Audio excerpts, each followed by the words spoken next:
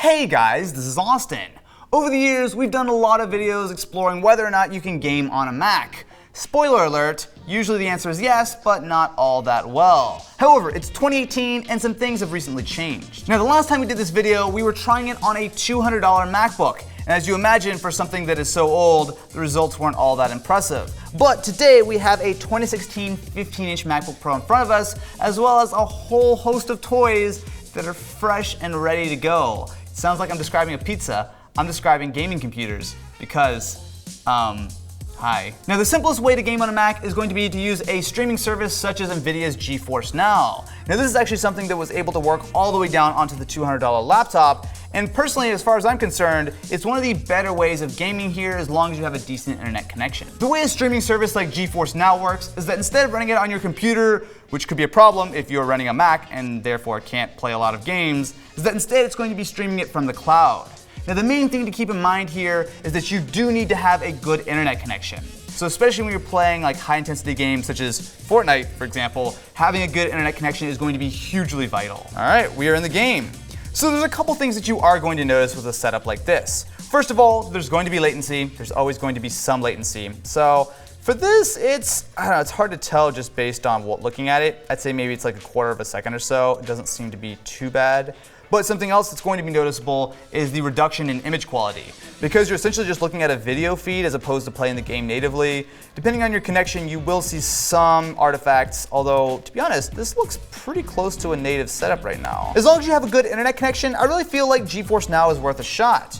Now, the only thing you should keep in mind is that while it is free, it's going to be in beta right now. And so unless you've actually signed up in the past, there is going to be a wait list, so it might be a little while before you can actually get your hands on the service. But for free, especially if you want to be able to play games on the go on something like a Mac, it really actually does make a lot of sense. Also, as a side note, GeForce Now is available on PC as well. So if you guys want more information on how it works, and especially on the PC side of things, I did do a full video at CES this year that you guys could go check out. Continuing on the streaming train, we have OneCast. So if you guys are familiar with Xbox One streaming on a Windows PC, it's really straightforward.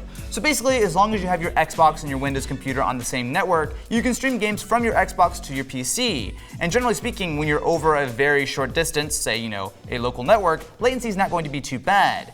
And with OneCast, that brings that same functionality to the Mac. I actually haven't tried this yet, so let's give it a try. The app is pretty straightforward. You just need to install the drivers for your Xbox One controller, which you're going to need. And then once you log into your Xbox account, we hit connect. It should get us onto our Xbox. Yeah, there we go. So if I try to scroll through here, it seems to be just like I'm playing on a normal Xbox. All right, we're in the game. The first thing I'll say is that video quality is kind of so-so. It looks like there's more compression than there was with GeForce Now. Yeah, it does seem like there's a little bit more lag than there was with GeForce Now. The image quality is definitely not as nice.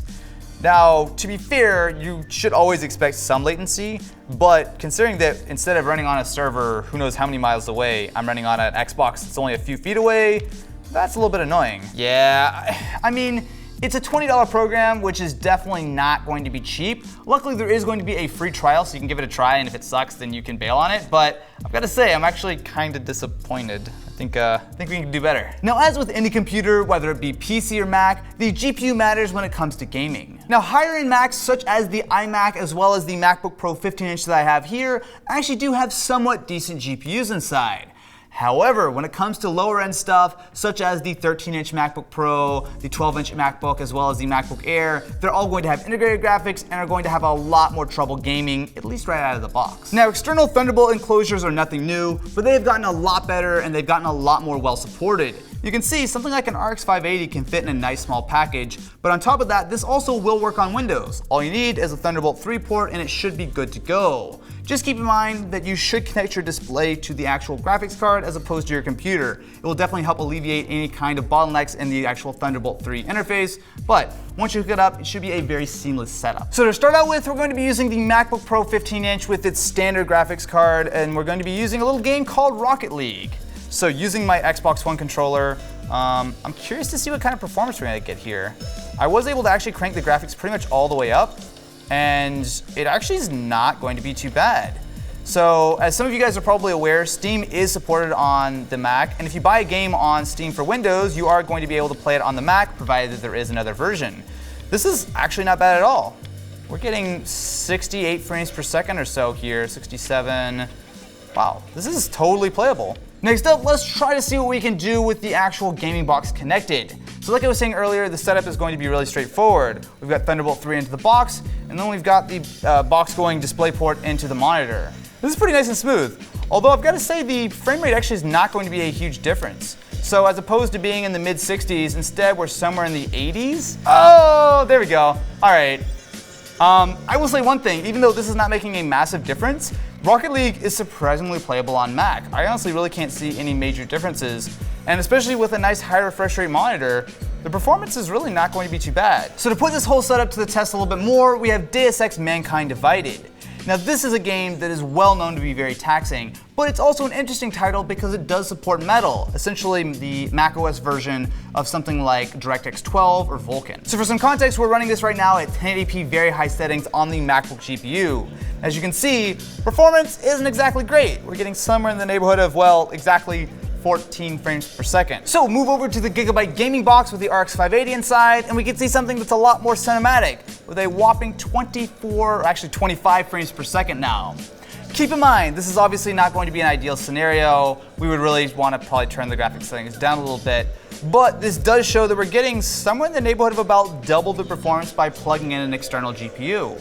Next up, we have Dirt Rally. Now this is a game that has some slight issues on Mac, most notably when you have dual monitors, so I had to bust out the keyboard and close the MacBook display, so we're only running on one monitor. But here running at 1080p on ultra settings on the MacBook's GPU, we're getting somewhere in the neighborhood of 35 to 40 frames per second. Definitely playable, but it's not going to be the smoothest experience in the world. Now if we plug in the gaming box, what we're seeing is there is going to be a little bit of a performance difference, but it's actually not going to be that big. So for certain scenes, when you've got the full car in view, it's going to be only a few frames per second higher. Now right now, we're a little bit more in the 40s, although even here, look, it's dipping to like 38, 39.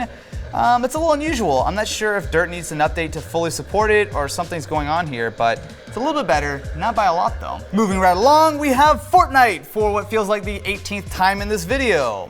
So this is running on the MacBook, and right now we're actually running at pretty decent settings. So this is going to be 1080p on high, and at least in the sky here, it's not too bad. Everyone starts jumping out and it starts tanking, and ooh, wow, that's, okay, I spoke too soon. Okay, well. Nothing like a whole lot of 4 frames per second. Ah, there we go, that's better. So it seems like we are hovering around the 30 to 40 frames per second mark, but man, that stuttering is not good. But I actually do want to get a good sense of what the MacBook can do on the same settings as what we're going to be able to run with the RX 580.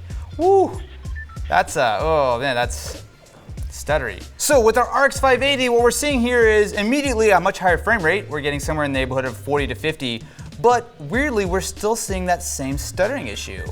I'm not really sure what that is. I mean, it doesn't feel like it's going to be a network thing. It's not like a latency sort of issue, because I mean, I even get it sometimes when I'm just sort of scrolling around here. It's interesting. Generally speaking, Fortnite is a very well optimized game on everything from Windows PCs to iOS. But here on Mac, it seems like it's got some issues. Well, okay, so now that we've actually spawned, everything seems to be smoothed out a little bit. It's a weird issue because it doesn't seem to be related to sort of the power. I mean, right now, this is totally playable. I'm getting a solid 50 frames per second, 1080p high. I don't have any complaints. Oh, but there we go. We start stuttering. Oh man, that's brutal. So as you guys can see, gaming on the Mac has evolved. The idea that you can use an external GPU really does make a big difference, especially to lower end Macs. However, the software support is definitely not fully there yet. So I'm curious, what do you guys think about gaming on a Mac? Is that something you would ever try, or is it something that's best left to trained professionals? Let me know in the comments below, and I will catch you in the next one.